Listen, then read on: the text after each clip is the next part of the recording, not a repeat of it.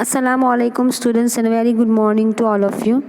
Yesterday I have completed our chapter as you all know. So today I am going to discuss its exercise with you. So first of all is स्वाध्याय and first question is निम्नलिखित प्रश्नों के नीचे दिए गए विकल्पों में से सही विकल्प चुनकर उत्तर लिखिए। तो फर्स्ट क्वेश्चन है माल्टी की आवाज़ सुनकर बिंदु की चाल में ब्लैंक। तो आंसर रुकावट आ गई, तेज़ी आ गई, बदल गई कि सुधर गई। तो आंसर विल बी तेज़ी आ गई। अब सेकंड क्वेश्चन है असली बात जानने का यह तरीका नहीं है।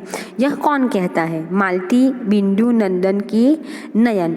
तो कौन कहता है? नंदन। थर्ड, देख लेना एक दिन यही बिंदु घर में से ब्लैंक उठाकर न ले जाए तो मेरा नाम माल्टी नहीं। तो क्या न लेकर जाए? संदूक, अनाज, ट्रंक की सामान। तो जैसे हमें चैप्टर में बताया गया था कि ट्रंक। अब फोर्थ है अरे वाह, अरे वह तो नदी वाली कोठरी में पड़ा है। यह वाक्य कौन कहता है? कुंदन, नंदन, माल्टी की बिंदु। तो आंसर विल बी कुंदन।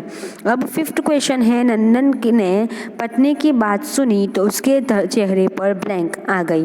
तो जब लास्ट चैप्टर के लास्ट में ही ये सेंटेंस है, आपने देखा है लास्ट पैराग्राफ में जब चैप्टर खत्म होता है कि नंदन ने के चेहरे पर क्या आ गया? चिंता, प्रसन्नता भरी मुस्कुराहट, प्रसन्नता के मुस्कुराहट। तो आंसर विल बी प्रसन्नता भरी मुस्कुराहट।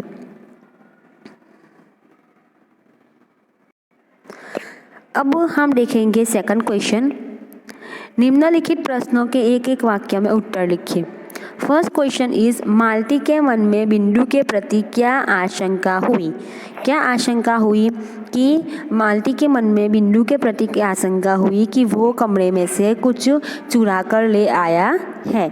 सेकंड क्वेश्चन इज माल्टी को शांत करते हुए नंदन ने क्या कहा? क्या कहा? तो माल्टी को शांत करते हुए नंदन ने कहा कि सही बात जानने का ये तरीका नहीं है। थर्ड क्वेश्चन इज कूड़ा फेंकने की जगह पर नंदन और माल्टी को क्या दिखा? तो कूड़ा फेंकने की जगह पर नंदन और माल्टी को थोड़े से काजू और किशमिश दिखे, थोड़े से काजू दिखे। अब हमारा जो थर्ड क्वेश्चन है निम्नलिखित प्रश्नों के 2-3 वाक्य में उत्तर लिखिए। फर्स्ट इज नंदन ने बिंदु से चोरी की बात किस प्रकार मालूम की? तो नंदन ने बिंदु से जितनी बार बातचीत की है और अंत में जैसे बिंदु ने बताया है कि मैंने थोड़ा मेवा लिया है, वहाँ तक आपको पूरी की पूरी बातचीत आपको लिखनी है। अब सेकंड या फिर आप शॉर्ट में भी लिख सकते हैं कि नंदन ने बिंदु से बड़े प्यार से 2-3 बार पूछा कि तुम जो कुछ भी है सच सच बता दो, मैं तुम्हें कुछ नहीं करूँगा, कि तुम कमरे में से क्या लेकर आए हो। और 2-3 बार बड़े प्यार से पूछने के बाद अंत में बिंदु बताता है कि मैं कमरे से थोड़ा मेवा लेकर आया हूँ। सेकंड क्वेश्चन है बिंदु ने अपने दोस्त का किस प्रकार पश्चाताप किया? किस प्रकार? तो वो भी लास्ट पैराग्राफ में है कि बिंदु पूरे दिन भूखा प्यासा नदी वाली कोठरी में पड़ा रहा और इस प्रकार बिंदु ने अपने पाप का, अपने दोस्त का पश्चाताप किया। थर्ड क्वेश्चन है बिंदु के न दिखने पर माल्टी को क्या चिंता हुई? कि बिंदु के न दिखने पर माल्टी को चिंता हुई कि बेचारा सुबह से उसने कुछ खाया नहीं है, सुबह से भूखा प्यासा है और पता नहीं कहाँ भटक रहा होगा। अब हमारा थर्ड क्वेश्चन है, फोर्थ क्वेश्चन है 5 वाक्य में उत्तर लिखिए। फर्स्ट इज नौकर के संबंध में नंदन और माल्टी के विचारों में क्या अंतर था? तो यहाँ तो चैप्टर के हिसाब से आपको लिखना है, चैप्टर में आपको डायरेक्टली आंसर नहीं मिलेगा। चैप्टर में माल्टी नौकरों के बारे में क्या सोचती है और नंदन नौकर के बारे में क्या सोचता है वो आपको लिखना है। और वो आपको कैसे मालूम होगा? तो दोनों की बातचीत पर से। जैसे माल्टी है वो नौकरों पर बिल्कुल भी भरोसा नहीं करती है और वो उनके साथ अच्छा व्यवहार भी नहीं करती है और उन्हें चोर की निगाह से, शक की निगाह से देखती है। और नंदन जो है वो नौकरों के साथ बहुत अच्छा व्यवहार करता है, उन्हें अपना घर का सदस्य मानता है। ऐसे आपको लिखना है अपने हिसाब से। सेकंड है चोरी का पता लग जाने पर नंदन ने बिंदु के साथ कैसा व्यवहार किया और क्यों? तो चोरी का जब पता चला नंदन को तो नंदन ने बिल्कुल भी गुस्सा नहीं किया और बल्कि उसे कमरे में ले जाकर और मेवा खाने को दिया। क्यों? तो क्योंकि वो मानता है कि चोरी को तभी भी बढ़ावा मिलता है जब लोगों की इच्छाएं पूरी नहीं होती है। तो हम लोग ऐसा कुछ क्यों खाएं या फिर क्यों पहने जो दूसरा उसे नहीं ले सकता, उसी से चोरी को बढ़ावा मिलता है। अब थर्ड है, बिंदु के प्रति सहानुभूति जगने पर मालती ने क्या किया। तो बिंदु के प्रति सहानुभूति जगने पर मालती उसे नदी वाली कोठरी में गई और उसे लेकर वापस आई और अपने हाथों से खाना परोसकर खिलाया। अब जो है हमारा फिफ्थ क्वेश्चन, उचित जोड़े मिलाइए, यानी हमें मैच करना है यहाँ पे। बिंदु, नंदन या मालती। बिंदु, ओ बिंदु ठहर कहाँ जाता है, ये सेंटेंस कौन बोला, बिंदु, नंदन या मालती। तो answer will be Malti. Second है, सब सच बाबूजी मेरे हाथ में झाड़ू थी और कूड़ा था, ये कौन बोलता है, नंदन, मालती या बिंदु। तो आंसर विल बी बिंदु। थर्ड है, असली बात जानने का यह तरीका नहीं है, मालती, बिंदु या नंदन। तो answer will B Nandan.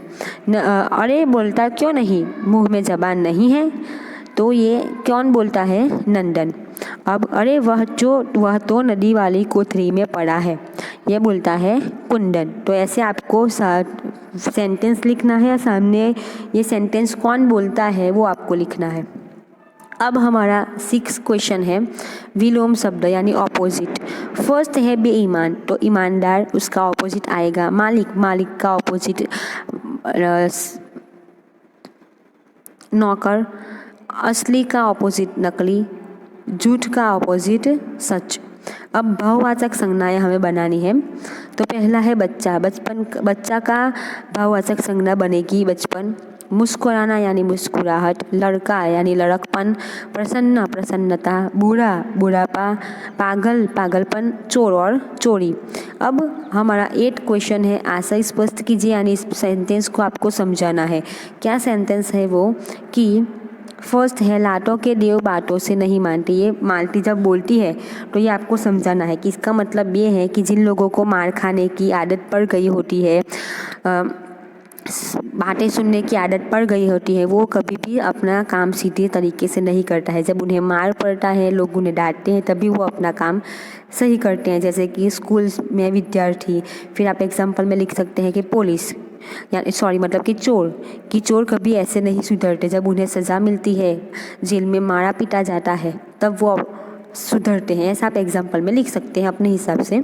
Second question है, हम क्यों ऐसी चीज़ें खाएं जो सबको नहीं मिलती, इसी से तो चोरी की भावना को जन्म मिलता है। तो ये नंदन क्यों कहता है, तो ये वाक्य नंदन बोलता है पाठ में, और नंदन इसलिए कहता है, और ये बात सही भी है, कि जब लोगों को अपनी इच्छाएं पूरी नहीं होती है, जो चीज़ वो चाहते हैं वो उन्हें नहीं मिलती है, इतने पैसे उनके पास नहीं होते हैं, तब वो लोग मजबूरन उस इच्छा को पूरी करने के लिए चोरी करते हैं, और इसी से ही दिन ब दिन समाज में चोरी बढ़ती जा रही है। तो ऐसे आपको अपने हिसाब से वाक्य का मतलब समझाना है। तो स्टूडेंट्स, ये था हमारा चैप्टर और उसकी पूरी की पूरी एक्सरसाइज, जो हर एक क्वेश्चन का आंसर के साथ मैंने आपको एक्सप्लेन किया है। एंड आई होप कि आपको अच्छे से समझ में भी आ गया होगा। अब नेक्स्ट चैप्टर नेक्स्ट वीडियो से मैं स्टार्ट करूँगी। Thank you very much.